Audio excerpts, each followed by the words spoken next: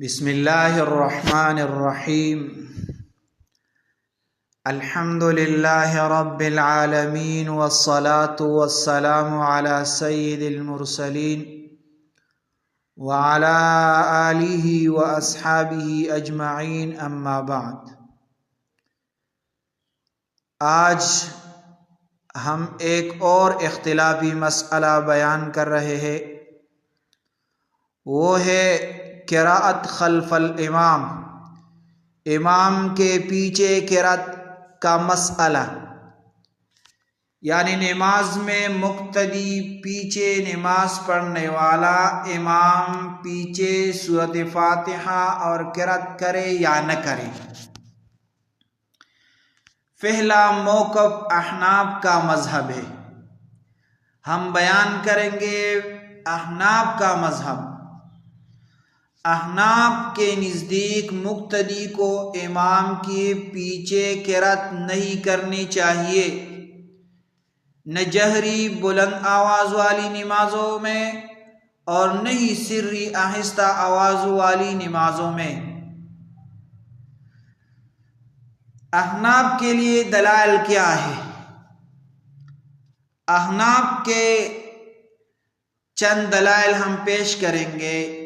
پہلا دلیل ہے قرآن پاک سے، وَإِذَا قُرِئَ الْقُرْآنُ فَاسْتَمِعُوا لَهُ وَأَنصِتُوا لَعَلَّكُمْ تُرْحَمُونَ، سورۃ الاعراف میں 204 نمبر آیت ہے۔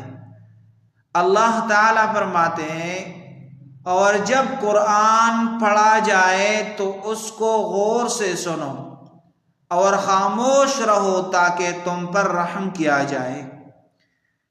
اس آیت سے استدلال کیا ہے، احناف نے امام جب قراءت کر رہا ہوتا ہے تو مقتدی پر سننا اور خاموش رہنا یہ واجب ہے۔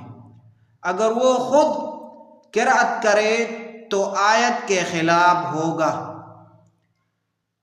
دوسری دلیل حدیث سے، عن ابی ہریرہ رضی اللہ عنہ قال قال رسول اللہ صلی اللہ علیہ وسلم انما جعل الامام لیؤتم به فاذا قرأ فانصتوا۔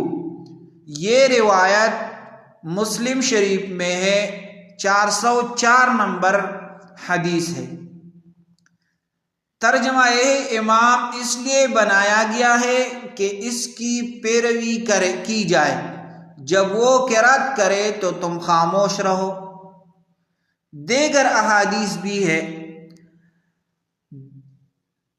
دوسری حدیث، عن ابن شہاب عن انس رضی اللہ عنہ ان النبی صلی اللہ علیہ وسلم و ابا بکر و عمر كانوا يفتتحون الصلاة الحمد للہ رب العالمین۔ یہ روایت بخاری شریف میں ہے اور مسلم میں بھی ہے۔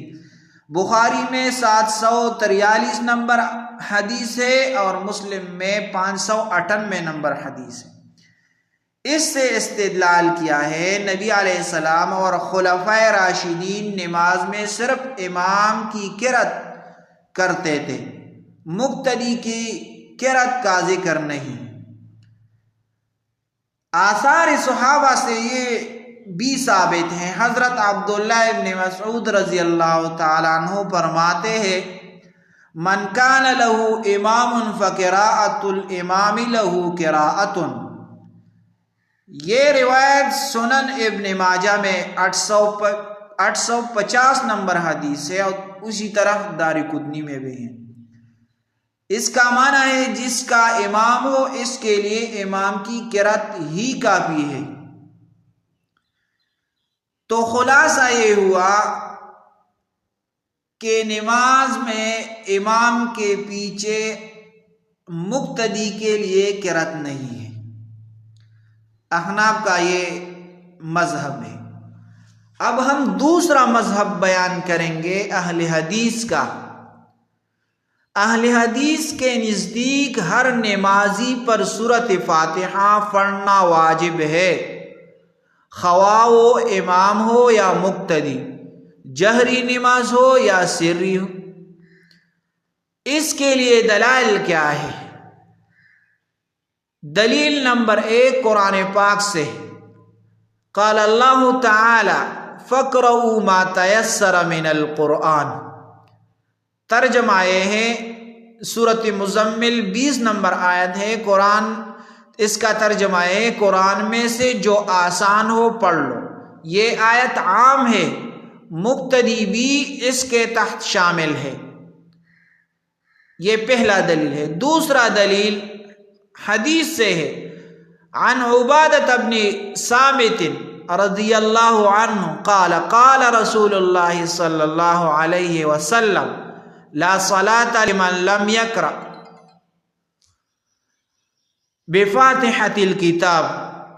یہ متفق علیہ، البخاری 756 نمبر حدیث ہے اور مسلم میں 394۔ ترجمہ ہے جس نے سورۃ فاتحہ نہ پڑھی اس کی نماز نہیں ہوئی۔ استدلال اس حدیث سے یہ ہے کہ یہ حدیث عام ہے اور امام، مقتدی اور منفرد سب پر لاگو ہے۔ ایک اور روایت ہے عن عبادہ رضی اللہ عنہ کننا خلف النبی صلی اللہ علیہ وسلم فکان یقرأ فثقلت علینا القراءة فقال لا تقرأوا الا بفاتحة الکتاب، رواہ ابو داود میں 823، ترمذی میں 312 نمبر حدیث ہے۔ ہم نے نبی علیہ السلام کی پیچھے نماز پڑھتے تھے، آپ نے فرمایا سورۃ فاتحہ کے علاوہ نہ پڑھو۔ اس سے استدلال کرتے ہیں کہ نبی علیہ السلام نے مقتدی کو فاتحہ پڑھنے کا حکم دیا ہے۔ اب ہم اہل حدیث کی جو دلائل ہیں ہم اس سے جوابات کریں گے۔ اس کی پہلی دلیل لا صلاة لمن لم یقرأ بفاتحة الکتاب، یہ حدیث، اس سے ہم جواب کریں گے۔ جواب یہ ہے احناف کی طرف سے یہ حدیث عام ہے مگر دوسری احادیث نے اسے خاص کر دیا، یعنی ہر حال میں نہیں بلکہ منفرد، اکیلا، نماز پڑھنے والا اور امام کے لیے ہے، مقتدی اس حکم میں داخل نہیں۔ دوسرا دلیل من کان لہ امام فقراءۃ الامام لہ قراءۃ، یہ حدیث اس سے استدلال کرتے ہیں۔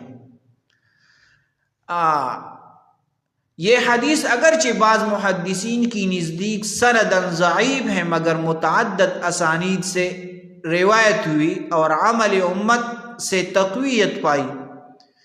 فقہی قاعدہ یہ ہے العام یخص بالسنہ، یعنی اگر عام نص کے مقابلے میں خاص نص آ جائے تو عام پر عمل نہیں کیا جاتا۔ لہذا لا صلاة لمن لم یقرأ بفاتحة الکتاب کی عمومیت کو فَإِذَا قَرَأَهُ فَأَنصِتُوا سے خاص کیا گیا۔ لغوی و معنوی نکتہ، لفظ لا صلاة بعض اوقات لا صلاة کاملۃ کے معنی میں آتا ہے، یعنی نماز ناقص ہے، نہ کہ نماز باطل ہے۔ امام نووی شرح مسلم جلد نمبر 4 صفحہ نمبر 105 میں اس نے لکھا ہے، لہذا معنی ہوگا جس نے سورۃ فاتحہ نہ پڑھی اس کی نماز ناقص ہے، نہ کہ باطل ہے۔ اہل حدیث کی دوسری دلیل کی جواب لا تقرؤ الا بفاتحة الکتاب، اس سے جواب یہ روایت ضعیف ہے، اس کی سند میں محمد بن اسحاق ہے جو مدلس ہے اور عن کے ساتھ روایت کر رہے۔ التہذیب لابن حجر 45 نمبر صفحہ 9 نمبر جلد میں۔ اگر بالفرض صحیح بھی مان لے تو اس کا مطلب سری نماز پر محمول کیا جائے گا، کیونکہ جہری نماز میں فاتحہ پڑھنے کی صورت میں امام کی قرأت سننے کا حکم آیا ٹوٹ جاتا ہے۔ اہل حدیث کی تیسری دلیل من صلی صلاۃ لم یقرأ فیہا بِأُمِّ الْقُرْآنِ فَهِيَ خِدَاجٌ۔ جواب یہ ہے یہ حدیث بھی عام ہے مگر اس میں مقتدی کا ذکر نہیں ہے۔ امام اور منفرد پر تو یہ لاگو ہے مگر مقتدی کے لیے دیگر نصوص خاموش استماع موجود ہے۔ نبی علیہ السلام نے مقتدیوں کو جہری نماز میں خاموش رہنے کا حکم دیا ہے۔ اذا قرأ فانصتوا، یہ صریح امر ہے کہ جب امام قرأت کرے تو مقتدی خاموش رہے۔ امر کا تقاضا وجوب ہے، لہٰذا فاتحہ کی قرأت اس حالت میں ناجائز ہوں۔ اہل حدیث کی چوتھی دلیل فَاقْرَؤُوا مَا تَيَسَّرَ مِنَ الْقُرْآنِ، اس کا جواب یہ آیت مطلق ہے، نماز کے ہر حال پر نہیں۔ نماز میں بعض اوقات خاموشی کا حکم ہے جیسا کہ سورۃ الاعراف میں 204 نمبر آیت میں بیان ہوئی ہے، لہٰذا اس آیت کو محدود سمجھا جائے گا، یعنی جہاں اجازت ہو وہاں قرأت کریں۔ یہ آیت عام قرأت کے لیے ہے، نہ کہ نماز میں امام کے پیچھے۔ اہل حدیث کی پانچویں دلیل، نبی علیہ السلام نے فرمایا لعلکم تقرؤون خلف امامکم قالوا نعم لا تفعلوا الا بأم القرآن، کیا تم امام کے پیچھے قرأت کرتے ہو؟ کہا جی ہاں۔ تو نبی علیہ السلام نے فرمایا سورۃ فاتحہ کے علاوہ نہ کرو۔ احناف کی طرف سے جواب، یہ روایت بھی ضعیف سندن ضعیف ہے، اس کی سند میں محمد بن اسحاق اور عطا بن یسار کے درمیان انقطاع ہے، الدارقطنی میں ہے۔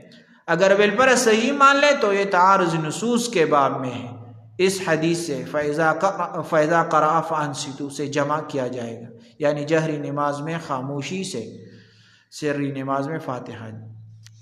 تو یہ چند دلائل ہم نے ذکر کیے اور اس کے جوابات یہ سن لیں اور دوسروں کے ساتھ شیئر کریں۔ جزاکم اللہ احسن الجزا۔